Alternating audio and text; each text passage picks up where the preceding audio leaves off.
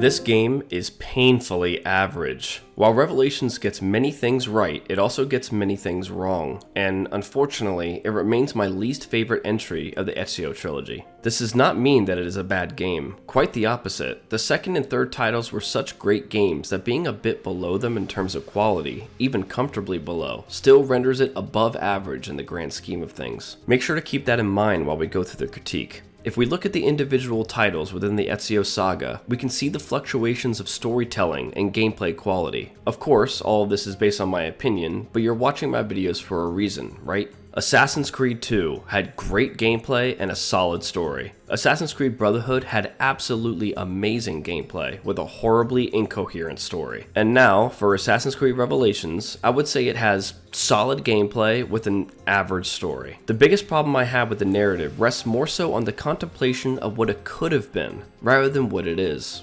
Although I have problems with that as well. Revelations is a game wherein every great element is unfortunately married to a subpar one. I will attempt to explain what I mean in this critique, so let's take a dive into the story and see if you agree, starting with all the good. In my opinion, the strengths of Revelations' story lie in the introduction, the overall setting, Altair's memories, Ezio's older persona, and the characters. Like I mentioned, all of these elements have a dark side, but we'll go over those later. Revelations' opening is an incredible introduction to the story, perhaps my favorite in the series, after Assassin's Creed 3's. Many will find this to simply be the Revelations cinematic trailer, which officially I believe it is, but it also serves as the very beginning of the game. There are several concepts the cinematic showcases to us to get the story started. We know Ezio has traveled long and far in search of something. We know he still has the abilities we have watched him learn and employ throughout his career, and we know the Templars continue to pose a threat to the order we have become so familiar with. This cinematic is almost perfect. I loved the pacing, the action, and the intensity shown by Ezio as he enters the fortress and engages the rival order. I might do a look back video on this cinematic if my audience wants me to.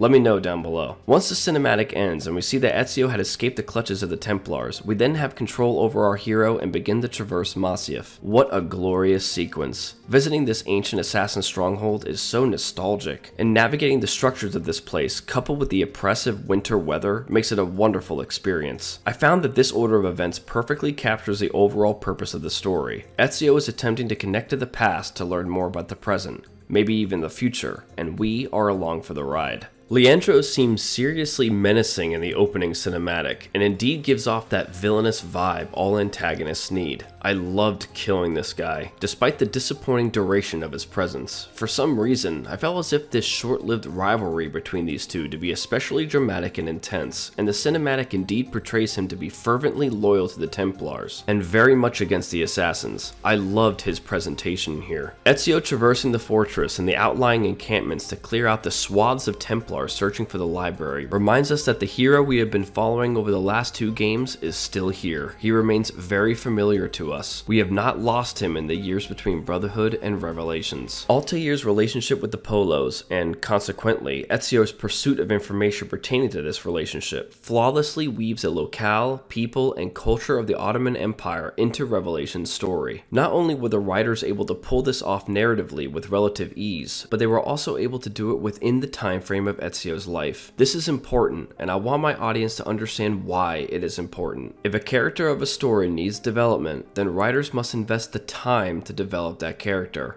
The same goes for the setting of a story. Time is needed for development to encourage players to invest in what's being developed. If a narrative contains a character that the audience is already familiar with, then less development is needed. This provides Ubisoft with more time for the realization of the setting. Of course, one could claim that Revelations is a new story, and with that comes a new arc for Ezio, but we still know who Ezio is as a character. We understand where he came from, what he's had to go through to get to this point, and why he does what he does. I do not see the introduction to an additional arc for an already established character the same as introducing a completely new character. The writers do not have to develop someone new alongside the development of a new region. To sum this up, using an already established character allows the writers to develop the setting through the eyes of this character. And what about this setting? Well, I find it to be a compelling one. Little is spoken of, at least here in the West, the Ottoman Empire. I knew about its involvement in World War I, its dissolution into numerous modern states, and of course the Armenian genocide, but not much more. Learning about its political conflicts was exciting, and the enigmatic presence of the Byzantine remnant was incredibly interesting. The idea that amidst the Templar Order's attempts to capitalize on the chaos of a regime change has the assassins stepping in to both ensure a peaceful transition and halt their efforts was fantastic. Again, Ubisoft pulled off quite a feat, weaving these historical events inside of Ezio's lifespan so that he could be involved here. I truly feel both Order's actions make sense in the story, and I think that much of the ideas implemented in Assassin's Creed 3 were tested out in this game. In AC3, the Templars are struggling to maintain control of a nation undergoing a chaotic revolution influenced by assassins. In this story, it's the opposite. Assassins are attempting to maintain control of a nation undergoing a chaotic usurpation influenced by Templars.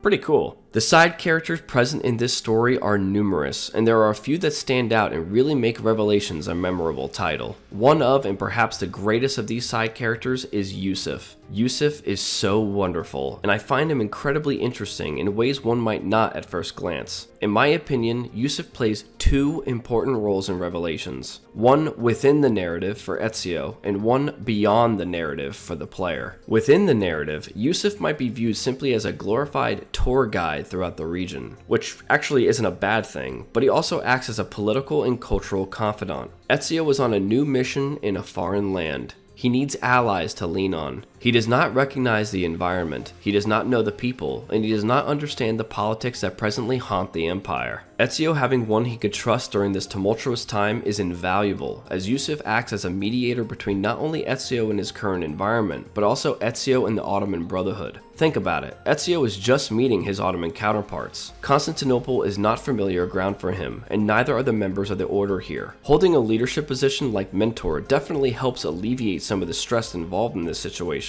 But this only establishes the hierarchy of authority, perhaps the most basic and superficial part of any relationship. Being mentor doesn't help you understand the internal struggles of your followers, their dreams of their country's future, their fears of where it might be heading. Yusuf provided this middle ground. He was the arbiter. Beyond the narrative, Yusuf's presence provides players with important insight into the conceptual nature of Ezio's older persona. As you are well aware, Revelations presents to us an older, wiser, more informed Ezio. This might be easy to recognize when you see his person, the gray hair and skin wrinkles, and might even be easy when you understand his goals, to learn more about the Order's deeper purposes. But it might not be easy to understand outside of these two factors. I see Yusuf as a representation of Ezio's younger mindset. This representation provides an avenue for players to see how much change our Italian hero has gone through over the past two entries. Yusuf is hopeful, energetic, and quite bashful. Most notably, he's charming. All of these qualities were inherent to Ezio's younger identity, especially in Assassin's Creed 2. Of course, they aren't the same exact person, but their personalities are eerily similar. It was Ezio's experiences in the last two games that altered his younger mindset into his current mindset. This recognition of Ezio's slow transformation from who he was into who he is now is the second role Yusuf plays. Not within the narrative for Ezio, but beyond the narrative for us. I find it equally, if not more, vital to the player's experience of this game. I find his positive outlook on the events transpiring to be exceptionally magnetic, and whenever Ezio's more reserved, yet somewhat somber tone clashed with the optimistic one possessed by Yusuf, I found myself smiling. There were many points of my playthrough wherein I felt as if I was a bit lonely. Both Ezio and the player are indeed dropped into an area of the world they do not know or understand, and the line between friend and foe is rather blurred for quite some time. However, this feeling of loneliness never overwhelmed my experience with Ezio's quest in Constantinople, as whenever Yusuf was around, I felt as if everything was going to be alright. He is competent, lively, and surprisingly humble. He is the perfect ally, and has risen to become one of my favorite side characters in the Assassin's Creed series. Nobody will ever beat Haytham, but he's definitely up there. He flirts dangerously with, but never fully crosses, the line between being delightfully playful and irritatingly disrespectful, especially with Ezio. There are many moments in which I suspected the mentor to straight up punch this guy in the face after hearing him speak. Unless the legend is a lie, you are the man I long to meet. Renowned master and mentor, Ezio Auditore de la. See, brothers? Our mentor is not afraid to weep openly in front of pupils. Do not worry.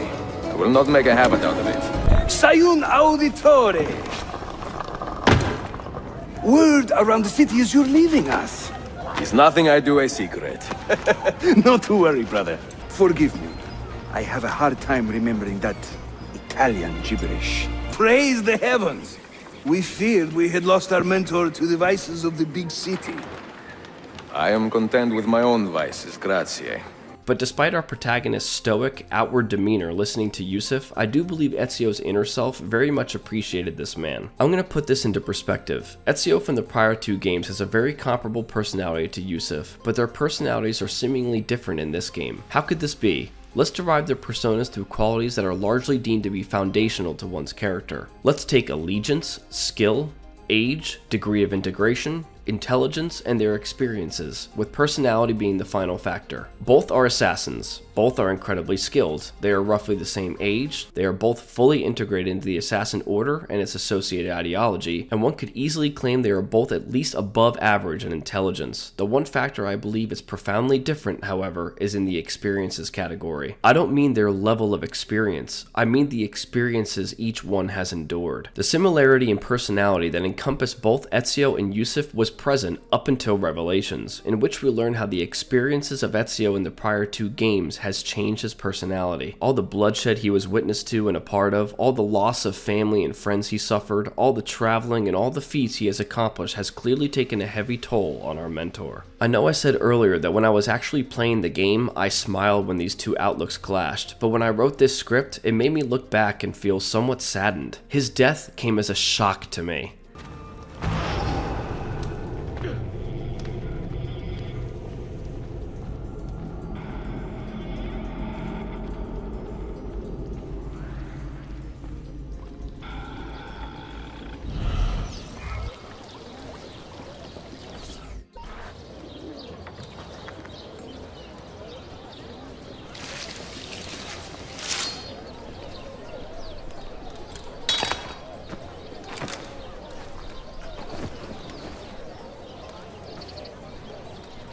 You have earned your rest, brother. Requiescat in pace. I mean, this guy gave his life following his orders. Keep Sophia safe. Rest in peace, King. Let's get into the villains. While a few don't make such great antagonists, others do, and the ones that make this cut prove to be way more compelling than the ones in Brotherhood. I mean, that isn't saying much, as it's probably the lowest standard you could possibly set, but it's still better. Thankfully, there are no Cesares here. No Templar escaping every time the story needs him to, or running around cowardly screaming, "Guards! Guards!" every 5 fucking seconds. But as soon as you need help, they turn against you. Guard! It ends now, assassino. My sword will take your life. Guards! Guards! Guards! Guards! Guards! Guards, come quick! Guards! Guards! Guards! Guards, come look! Guards! Guards! Guards! Guard! While later in this section we will discuss Sharkulu and Amet, I do want to say a few words about Manuel, Tariq, and Abbas. Manuel became a Templar after his family fled to Rome during the Ottoman invasion of the Byzantine Empire. There, he met Rodrigo Borgia, the Italian Templar Grand Master, and they schemed to topple the Ottoman Empire and refound the Byzantine Empire. Instead of tackling this endeavor militarily, Manuel preferred more subtler means, so he joined the Templars, who, at this time, were almost at the height of their power on the continent. Eventually, Manuel moved back to his original homeland and became a model citizen, working in the dark to plan the current empire's downfall. With Templar connections, Byzantine remnant manpower, and a solid motivation, Manuel needed just one more thing to make his dream a reality: armament. The weapon and equipment purchased from Tariq proved to be the last thing he required to make his plans manifest, and he went about doing this exact thing throughout the story. Of course, the transaction was deceitful in nature, as not only was Manuel planning on betraying Tariq upon retrieval of the weaponry, but Tariq was doing the same. It is, however, interesting to explore the evolution of Manuel's motivations, as it seems he joined the ranks for a personal motivation, the reunification of the Byzantine Empire, then came to inherit a more cosmic, philosophical motivation: the Templar goal of global unification. I might be wrong here, but the Assassin's Creed wiki heavily implies he joined the Templar ranks merely for the opportunity to destroy the Ottoman Empire. However, we can theorize that during his travels and time within the Brotherhood, Manuel progressively adopted the tenets of the Order. The final conversation Ezio has with him after his assassination proves this to be true. I should have been Constantine's successor. I had so many plans. Your dream dies with you, Manuel. Your empire is gone. The lack of information pertaining to the development of Manuel's worldview is not a bad thing. Quite the opposite, in fact. I enjoyed the concept of following an individual wanting to take advantage of Templar philosophy for their own ends, then, after time and experience, slowly embracing it. Through this time and experience, that initial motivation of greed and egotism that so encompassed this individual would be gradually shrinking in the rearview mirror. I do want to add here that I wish there was more of him in this story though. Although Tariq was ultimately revealed not to be a villain, much of his role in this story was to be treated as one. Because of this, I believe it logical to include him here in the villain section of this critique. Tariq, on the surface, seems to be a run-of-the-mill antagonist working against the individuals we happen to be supporting. However, once his story ends and we find out what's really going on, his character becomes quite complex in retrospect. There are some negatives, but we'll cover that later. Tariq is fiercely loyal to his country. This loyalty is so stalwart that even the sovereigns that govern this country are not above it. Although dedicated to the current sultan, he becomes disillusioned with the idea that his leader might choose Ahmet over Selim to take rule, deeming the former as weak-minded and without the willpower to do what's necessary. Witnessing the growth of the Byzantine splinter group and somehow knowing about Templar influence on them, Tariq took matters into his own hands and sought to destroy this remnant once and for all. His plan was to keep the stress of this work away from those who need not bear it. I love this lone wolf cleansing he puts on himself, and really leaves me admiring all the strategic planning and coordination this must have taken to undertake such a quest. All of the hardship he must have gone through, including both the grilling he takes for his perceived incompetencies and the suspicions from Solomon, go completely unnoticed until the end of his story. At least for the player. Something that could be viewed negatively or positively, however, is the question of whether Tariq knew of Ahmet's association with the Templars. On the positive side, I find it interesting to see two people being very much in opposition of each other without even knowing it. Ahmet is part of the Templar Order. Tariq's goal is to eliminate Templar presence in the Empire. However, neither know of the other side's allegiances or true intentions. Obviously, Tariq is not a member of the Assassin Brotherhood, but the adversarial nature of their already unstable relationship is only more pronounced once both of their designs are brought into the light. Despite being a very small part of the story, I enjoyed the reveal of an unknown, behind-the-scenes chess match being played between these two. On the negative side, him not knowing about Ahmet's involvement with the Templars really begs the question as to why he wouldn't at least inform Ahmet of the Templar threat. Maybe you don't have to reveal that you're feigning cooperation with them, but an existential threat emerging from inside your nation is probably alarming enough to report something to somebody. Not sure which side to take here, but I find myself leaning more towards the positive. Abbas Safian plays an absolutely crucial role in the universe of Assassin's Creed, and Revelations make sure that you are indeed aware of this. I loved almost every second that this guy was on screen, because you just hate him so much. Encompassing this man are the qualities of vindictiveness, resentment, and unnecessary cruelty, all of which make for wonderful conflict with our secondary protagonist, Altair. Through Altair's eyes, we witness how a single man can stir up so much dissension within what was previously assumed to be quite a cohesive and consistent organization. Abbas hates Altair with a passion. Not only did he hate him for the events that took place involving his father, I went over this in my look back for Al-Mualim, but also was incredibly jealous of Altair's abilities and subsequent rapid rise in rank. This resentment is somewhat understandable, as Altair is a total dickhead throughout his younger years, but we'll talk about that later. The bitterness exuded from Abbas perfectly captures humanity's proclivity to experience what modern psychology calls the halo effect, or horn effect when dealing with the negative. A type of cognitive bias in which there is a tendency to allow one specific trait or overall impression of a person to influence judgment of their other related traits.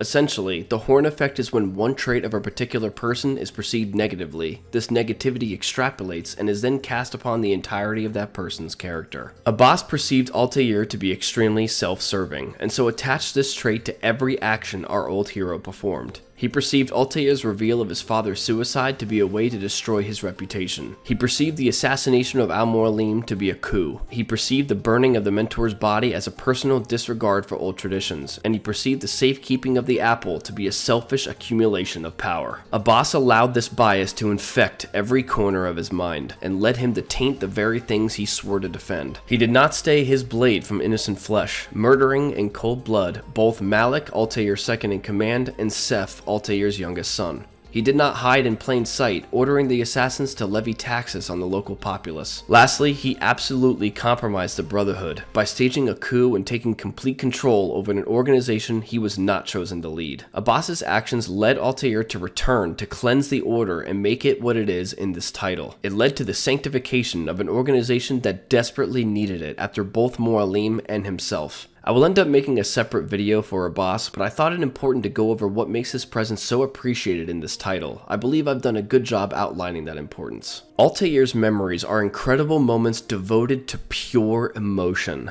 Diving back into a world we have been divorced from for some time grants us more insight into the character of Altair that we all know and love. These sequences are love letters to fans. What happened after Altair's confrontation with Mualim? What happened to the apple? How were his actions interpreted by his fellow Brotherhood members? There was so much information missing after the first game that I would argue was not necessarily integral to understanding the rest of the games, but were lovingly included anyway. The Altair depicted in this title is the Altair that I think of when remembering him. Those who played the first title and never played Revelations are probably so confused as to why longtime Assassin's Creed fans hold so much respect and admiration for this protagonist. Altair is a multifaceted individual. At first an incredibly confident, extremely skilled, but undeniably egotistical warrior. Feanorian, if you will. After a mistake brought upon by his own hands, Altair's life mission was put into a place of doubt after realizing his actions served the very forces he took an oath to destroy. After confronting his weaknesses, his doubts and fears, and also his very own master, Altair experiences a fundamental shift in worldview. This shift resulted in a pseudo-civil war within the organization and a foundational rebooting of the Brotherhood as a whole, changing the Assassin Order forever and making it what it is during Ezio's time, and indeed many years after. Revelations does not pretend that these moments are important by giving us walls of text to read and sift through. They show us. They force us to live these moments. These moments of heartbreak and regret, of death and tragedy, of betrayal and greed.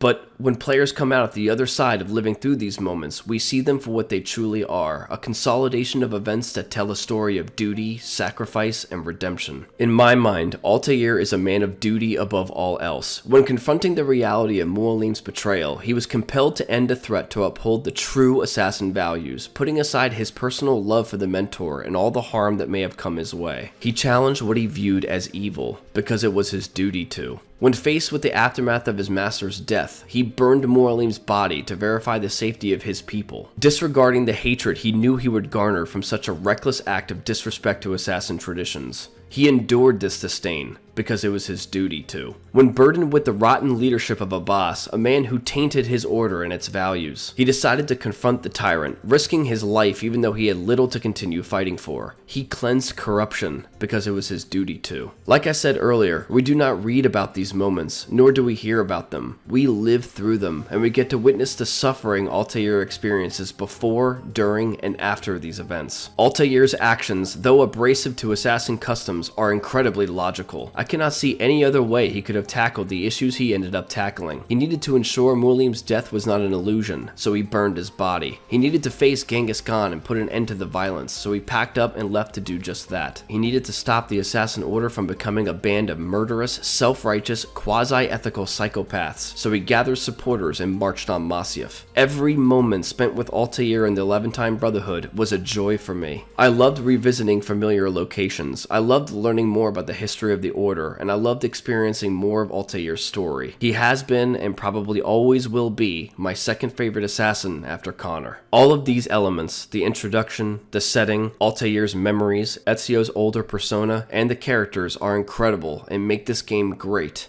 But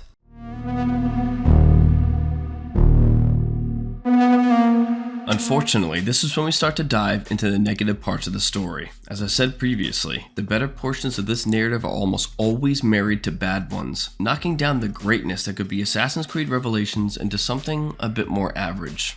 How did I say it? Painfully average? Take, for example, the introduction to the story. The introduction that includes Ezio returning to Masyaf only to find that the Templars had already set up shop and are attempting to break into Altair's library. I sung its praises, didn't I? I talked about how the cinematic was one of the best of the series, I talked about the presentation of the villain, and I fell in love with the atmosphere surrounding the area. Well, married to this greatness is the disappointment in both the eventual significance of the villain presented and the gameplay, the latter of which I will discuss in my gameplay section. Although his presentation was incredible in both the gameplay and in the cinematic, Leandros proved to be a paper-thin Templar leader with no relevance to the narrative. We dispatch him within 1 hour of the game, and he is literally gone from the rest of the story. The man made his way to Masyaf, established both a military and archaeological foothold for over a year, and almost slayed one of the most famous and experienced assassins of the era, and he is never mentioned again. I'll be doing a video on him in the future, but it's safe to say that this man's role in the story was severely underdeveloped, underused, and ultimately underwhelming. What's even more upsetting about this is not only the removing of such an imposing obstacle so early in the story, but also not even allowing his actions or words have any lasting impact. Let's move on. Ezio's more developed, mature persona is surely one of the focal points of the story, but it is hampered by incompetent writing that forces Ezio to act in ways he really shouldn't be.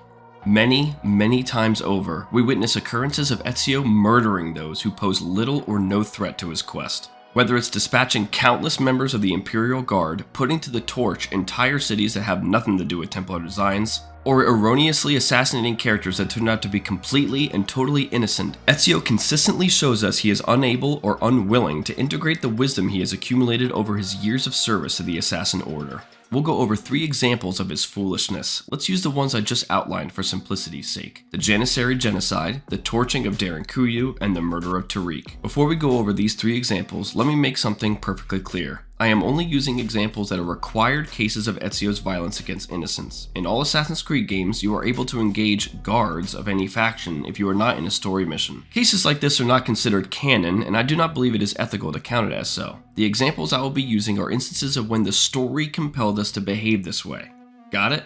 Let's go. The Byzantine contingent, Ottoman military forces, and Janissaries in particular are all subject to Ezio's bloodlust repeatedly throughout the story. When Tariq solidified his deal with Manuel and traveled into the harbor of Theodosius, Ezio starts a riot to get inside. Did he need to do that? Not sure, but let's just go with it. So he incites a riot, and naturally, the Janissaries are deployed to quell the riot. Ezio then murders each and every soldier sent to do this. These guys are simply doing their jobs. Now, did the Imperial Guard have to come out and slaughter these people? Probably not, but even if they were, can't you simply employ non-lethal methods to safeguard this group? The player can, sure, but it is not instructed by Ubisoft to employ these methods, as it has done in multiple instances in both past and future titles. Did he really have to murder these guys? When investigating Tariq, Solomon informs Ezio that he will need a Janissary uniform to get close. Ezio then proceeds to follow one, knock him out, and don his... Nope, he murders him. He murders a Janissary for his uniform. A master assassin with 30 plus years of experience, the mentor of the Brotherhood with wisdom beyond the ages, murders a man. Ends his life for his clothes. He couldn't find any other way to do this?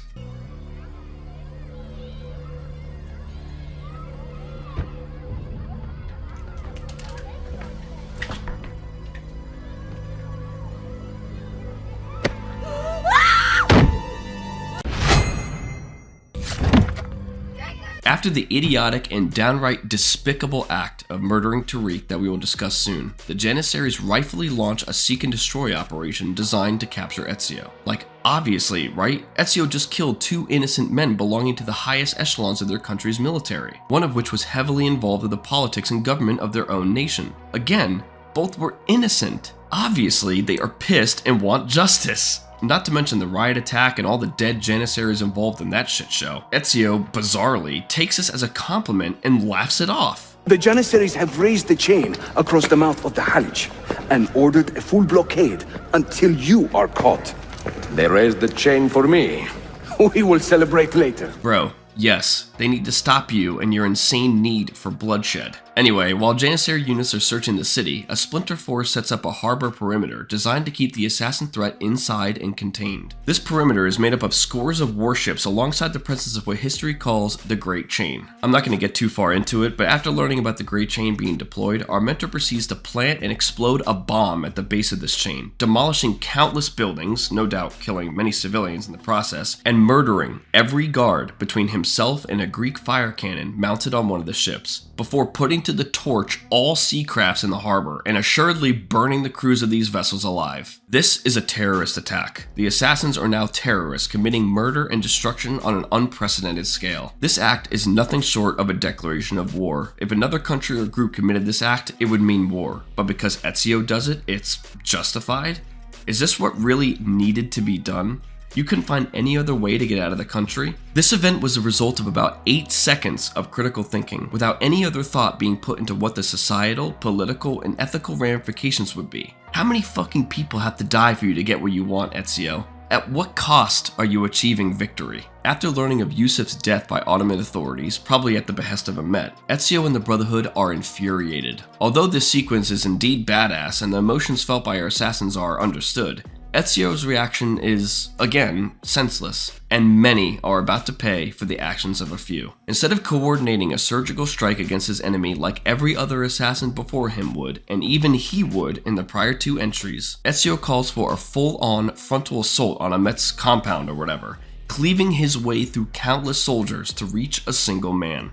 The torrents of blood spilled on this day cannot be measured. The second example of Ezio's almost psychopathic need for death is the torching of Derinkuyu. After escaping the Great Chain and finding the city and chasing after Manuel, Ezio deems it prudent to set the entire city ablaze. Was there any thought whatsoever given to the consequences of this action? Not only did he torch a city, he torched an underground city. People at this time in history know what fire is, know what it's capable of, and what it causes. In fact, it is because of this knowledge that Ezio performs such an action. He knows what he's doing. Ezio torched an entire city, causing death and destruction on an unimaginable scale. All for a single man that he could have easily caught on foot because he's such a fat ass, or even elsewhere outside this region. There is no excuse for this. The blood of every single individual trapped in this cave, be it citizen or soldier, is on Ezio's already blood-soaked hands. What a clusterfuck this whole thing was. So bad. Just so bad. The third, and definitely not the last, example of Ezio's utter indifference to human life is the senseless murder of Tariq. What the fuck is this? Seriously, what the fuck was this sequence? This whole series of events is layered with confusing plot point after confusing plot point. Indeed, it is a multi-layered fuck up. Upon learning that Tariq is meeting with Manuel and striking a deal with the weaponry, Ezio informs the prince. Solomon correctly deduces that Manuel is most likely planning an uprising with fellow loyal Byzantine remnants, but incorrectly deduces that Tariq has committed flat-out betrayal. I understand why he thought this. Tariq's actions are sussy as shit, but we're not here to bitch about Solomon. We're here to bitch about Ezio. Near the end of this conversation, Ezio lays out a fairly logical strategy to move forward with. Tariq knows where the rifles are headed. If I find him first, I can follow the weapons straight to the Byzantines. Okay, so find Tariq, follow him, and conduct a more thorough investigation on what the fuck is transpiring here. Totally fair, I can get behind this. But after stating this, the prince orders Ezio to kill him? What? Get the information you need. Then kill him. Since when do assassins take orders from the state? Since when is the prince the proper representation of this Ottoman state? Why on earth would Ezio obey Solomon here? Of course, the prince is free to desire any outcome he wishes, but this does not at all mean that Ezio was bound to make manifest that outcome. Assassins dislike the state. They loathe high-class control. They hate when people in offices of authority abuse their powers for their own ends. Isn't this exactly what the prince is doing? Instead of commanding Ezio to take Tariq in for questioning or further investigation, he demands his death with little to no verifiable evidence of treason. The only proof Solomon has is witness testimony, which is always the lowest form of evidence in a courtroom, from a guy he met only some time ago and knows little to nothing about. Why the fuck would the prince believe Ezio for? Why wouldn't he take safeguards to ensure Ezio's intentions with his people and his country are in line with his and his father's vision? Solomon is a prince. Not a king, a prince of a government that is commanding the premature assassination of an individual without proper investigation. This is exactly what assassins fight against. This is terrible. Ezio, instead of asking Suleiman any of these questions, presents a defense to the order that is so paper thin, it might have just been easier to suck the prince off and thank him for the murder opportunity. Kill him. Are you sure? You told me Tarek and your father were close friends, Suleiman. What is this defense? He talks about the friendship between Tariq and the Emperor. How nice. This is not a reason to deny the potential assassination of this man. If Ezio was indeed hesitant to obey, again, saying words like obey and ordered and commanded when talking about some 17-year-old fucking kid in Ezio fucking Auditore just blows my mind. Anyway, if Ezio was hesitant to obey Suleiman, why isn't he hesitant because of his philosophy, his fear of authoritarian tyranny? What does he care about some relationship between two people he doesn't even know? There are better questions to ask than this. There are better defenses and arguments. Don't you think the arguments, no, Suleiman, state-sponsored murder without fair trial is tyrannical, or why do you believe me? Witness testimony from a stranger is not verifiable, or a sentence of guilt not beyond any reasonable doubt is unjust, would fit Ezio and his assassin ideology better? Tariq, as we know, ends up being innocent, but holy shit, the fact that Ezio, in all his alleged wisdom, did not pick up on how obvious the prince's hastiness was is mind-boggling. Seriously, guys, think about this. Just put this shit into perspective. Ezio Auditore, Master Assassin, Dismantler of the Italian Rite of the Templar Order, Disruptor of Grandmaster Mass Mind Control, Bane of Cesare Borgia, Isu Chosen, Grand Mentor, Ezio Auditore takes orders on who to kill and when to kill them from a 17-year-old kid. Assassins operate in the shadows. Even Templars do to some degree. Is it so far-fetched to believe that others could too? Ezio should be aware of the possibility that they might be incorrect. He should have investigated further and told the prince to go fuck himself. Instead, we have yet another innocent dead. Just more blood to hasten the torrent already flowing. Another thing I truly loathed about Ezio's part in this title is how lame he performs when in an intellectual bout. The scene in which he and Ahmet converse after the assassin assault introduces a wonderful, tension-filled confrontation that is ripe for philosophical and ideological banter. The Templar Grandmaster and the assassin mentor going head-to-head to make arguments for their side. I am sorry it had to come to this. Two men who should be friends, quarreling over the keys to a library. We both strive for the same end, Ezio. Only our methods differ. Do you not see that? Peace, stability, a world where men live without fear. People desire the truth, yes. But even when they have it, they refuse to look. How do we fight this kind of ignorance? Liberty can be messy, Ahmet, but it is priceless. Of course. And when things fall apart, and the lights of civilization dim, Ezio Auditore can stand above the darkness and say proudly, I stayed true to my creed. I will open that library, and I will find the Grand Temple. And with the power that is hidden there, I will destroy the superstitions that keep men divided. Not in this life, Ahmet. Bring the seals to Galata Tower when you are ready. Do this, and Sophia will be spared. One line. Ezio had one line. It was a great line, but still, just one line. Ezio sits there, brain in hand, with nothing to say. All he cares about is Sophia. Pitiful. You know, everyone loves to jump on the Connor hate train, but at least Connor was placed in situations wherein he actually had to defend his belief system intellectually. Not only was Connor not a mentor, but he was young too. Ezio is seasoned and the mentor of the Brotherhood. And for what we see, Connor could probably run philosophical circles around Ezio. Why not expand this conversation? Make it a truly compelling moment between the two biggest players in the two most influential organizations in the world. Either Ubisoft was too dumb or lazy to write one, or they believed their audience would find it boring. What a shame. Another thing about the next sequence here too, would Ezio give the Masyaf keys to Amet if it was any other one of his assassin girlfriends or wives? I really don't think this fits a mentor's character. Why would you risk Amet's access to the library for a single human being? You have no idea what Amet could do with that place. You don't know what's in there. We find out later that Altair has an apple in there, so Ezio risks Amet acquiring an apple of Eden because he had some feelings for somebody. Jesus. What if Amet destroyed the library? All the toils and travels you went through would have been in vain. All of the people you've slaughtered throughout your journey would have died for nothing. What a fucking simp. Where is she? I admire you, Ezio, but your bloodlust makes it hard to call you a friend. Bloodlust. A strange insult from the man who ordered an attack on his own nephew. Tu quoque fallacy. Tu quoque is a technique that intends to discredit the opponent's argument by attacking the opponent's own personal behavior and actions as being inconsistent with their argument, therefore accusing hypocrisy instead of countering the actual argument. But your bloodlust makes it hard to call you a friend.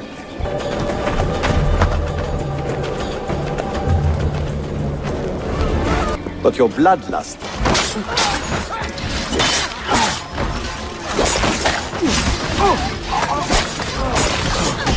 But your bloodlust... Bloodlust.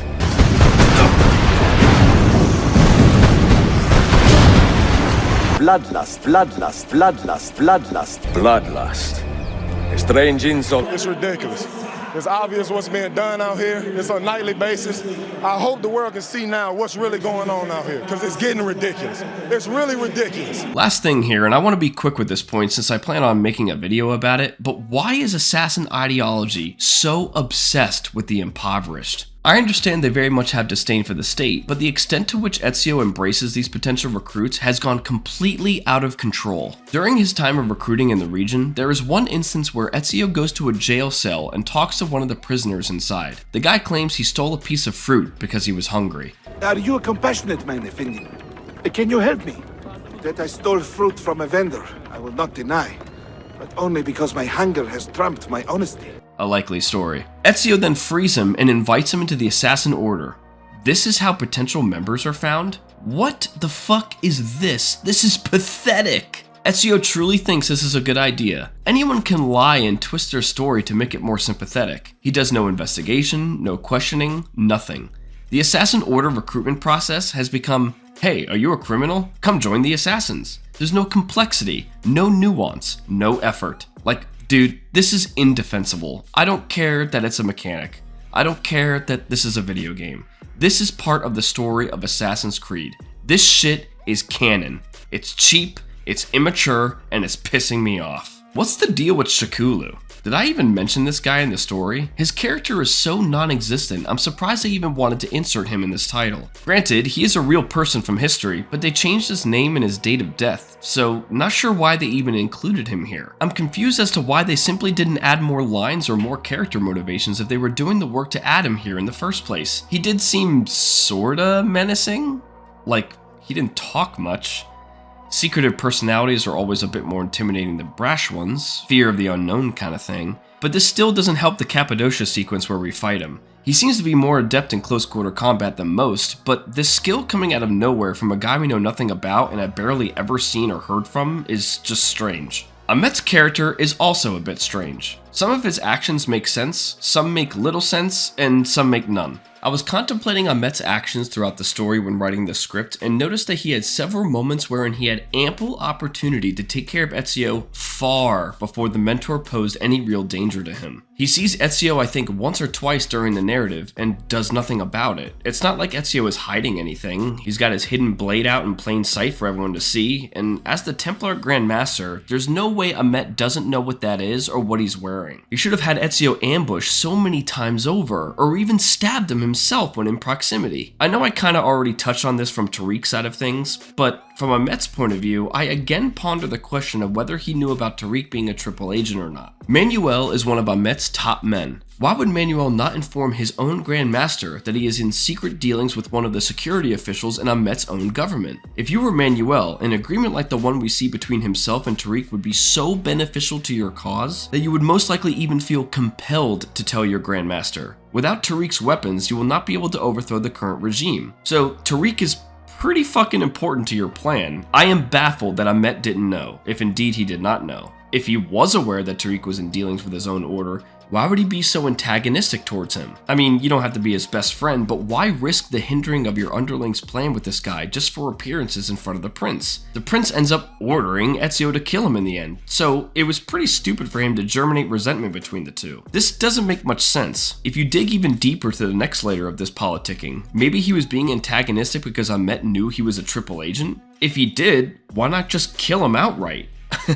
I mean, I might be completely wrong here and missing something crucial that explains all of this, but I did not see anything that would clarify the muddy waters that are Amet's actions here. Amet also has several moments wherein he acts like a James Bond villain. He captures Ezio's girlfriend, which I felt was a bit out of place. He pulls the classic, "Alright guys, take care of him, I'm out of here" shit. These things just didn't feel right, especially coming from a Templar Grand Master.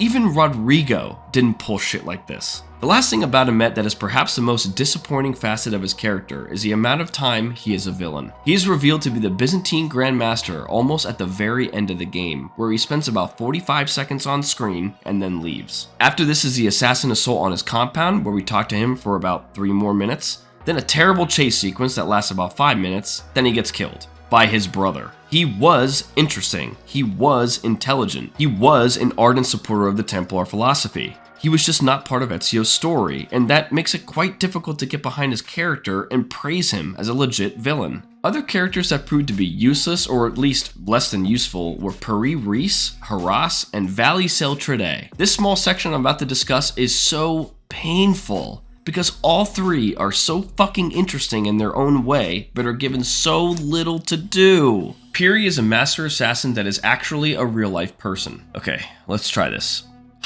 Hassi Ahmed Muhaddin Piri. Definitely butchered that, but whatever. Though not involving himself in missions of violence, Piri mainly served the Brotherhood as a technician, providing them with materials and methods for crafting bombs. He was also an adept cartographer who designed and drew out maps of various areas around the region. He was good friends with Yusuf and helps the player develop and purchase a plethora of different throwable explosives throughout the story. He also... actually, that's really it. See what I mean? He's cool, but there's really nothing about him to talk about when it comes to the story of Revelations. Give me some time to dive deeper into his character outside the story, and I'll make a separate video on him. I'll probably find something, but that's all I have to say about him here. Just disappointing. Harass and Valley are the most agonizing of these characters because they could have been so fantastic if explored more thoroughly, but are cheaply thrown aside as soon as the story doesn't need them anymore. One thing I absolutely fucking love about these guys though is that they validate my conceptual framework discussed in my indoctrination video. Both of these men are assassin turned Templars, and Jesus Christ do they cause serious damage. Harass turned to the rival order when he was not given the rank he believed he deserved. It's not the most compelling motivation, but look what he did after he left the assassins. He ended up sieging Masyaf, putting to the sword many assassin members, destroying a lot of the fortress, and capturing Mualim, who was the mentor. He pulled off some serious shit, and even though I mentioned that his motivation probably wasn't extremely exciting to research, his actions were. But like I said earlier, he wasn't really a character. He inflicted real suffering on an order they used to be a part of. He used his knowledge of this order to inflict this suffering, and the story doesn't really do anything about him. He is used as an assassination target, then written off with almost nothing to discuss after. Then you have the wasted potential that is Valley. Born in Wallachia? A region in Romania, Valley joined the Assassins in his early 20s, and he served loyally for over a decade. During this time, the Assassins had forged an alliance with the Ottoman Empire, which had marched into Wallachia to annex it into the realm. Valley was furious that this had occurred, and when the Assassins did nothing to stop the annexation, he vowed to not only stop the Ottomans, but also the Assassins, and he joined the Templars. Throughout his time with the rival order, he was deemed one of their most valued and feared killers, as his assassin training rendered him extremely dangerous. There are several missions in the story that involve Ezio teaming up with one of his assassins to take this guy down, and it proved quite difficult for them to do so. This character had so much potential to be more integrated into the narrative, but ended up as a pathetic side villain for like 2 missions. The motivation is there, the danger is there, the threat is there, everything for a compelling villain is all there, but ends up being an illusion, as after the second or third time you interact with him, his story is over, and his actions have zero effect on anything or anyone. Not on Ezio, not on the Ottoman Brotherhood, and not even on the Empire he fought for so long to punish. The dialogue between Ezio and Valley is also almost non-existent, much like the lazily written, ideologically driven conversation between Ahmet and our mentor later in the story. On the other hand, to tie back into my statement from earlier, these characters lend credence to the claims made in my indoctrination video. To summarize, I argued that if a recruit did not agree with a tenet of the assassin ideology during training, and a trainer could not convince them otherwise, the only action that could be taken is the elimination of the recruit. I asserted that letting them go, or allowing a recruit to turn away from the organization, would pose a monumental risk to the entire order. I had one guy actually refute my claims, quite illogically, I might add. I hope he returns to see this video and cries. Anyway, the reason I love Valley and Haras is that these two guys prove that it is incredibly dangerous to have any turncoat run free. Look what these guys were able to accomplish. All the suffering, death, and destruction just these two were capable of. How many assassins died in Haras's Masyaf siege? How many assassins were killed at the hands of Valley throughout his 25+ year campaign of revenge on the Order? To wrap this up, although I had personal reasons for loving two of these guys, all three were compelling in their own right. The pieces for greatness concerning these characters are all here, but are married to laziness. Ubisoft didn't want to put in the work to explore these guys more intricately, and instead of having lasting impact on the other characters in the narrative, or even the narrative as a whole, they are introduced, squeezed for cheap content, then promptly thrown aside, like used condoms. Altair's retconning. I've got to be completely honest here. I wrote about 5 pages talking about the retconning of Altair's personality twice. Writing, deleting, writing again. This section was brutal. My thoughts are all over the place. I don't exactly know how to convey how I feel here, but I'll try. Let's count how many times I say the word game in this section. In Assassin's Creed, the first game, we are introduced to Altair, a selfish prick dickhead.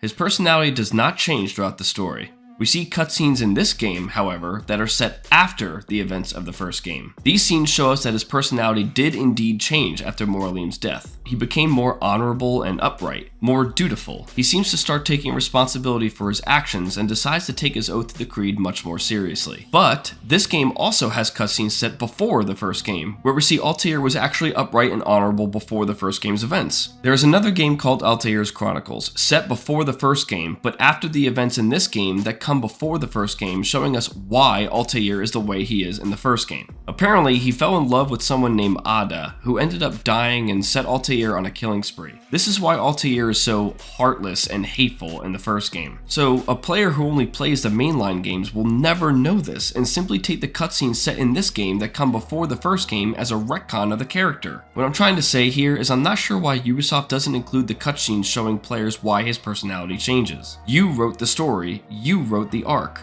Why not show this? They don't show something profound and understandable. Because of this, casual and even players like me who are less than casual but not extremely hardcore would not know any of this without doing research. If I have to go outside of X to consume X, then X has failed to tell a complete story. So not only did Ubisoft not show us the correct scenes to make this whole thing work, but the fact that I perceived the entire Altair arc here as a retcon really left a bad taste in my mouth. I had to do loads of research and cross-referencing in order to simply organize the story and put it into words here. All in all, I know the story explains the personality change, but due to how hidden this all is, I still consider this at the very least a perceived retcon, just unnecessarily confusing and easily fixable.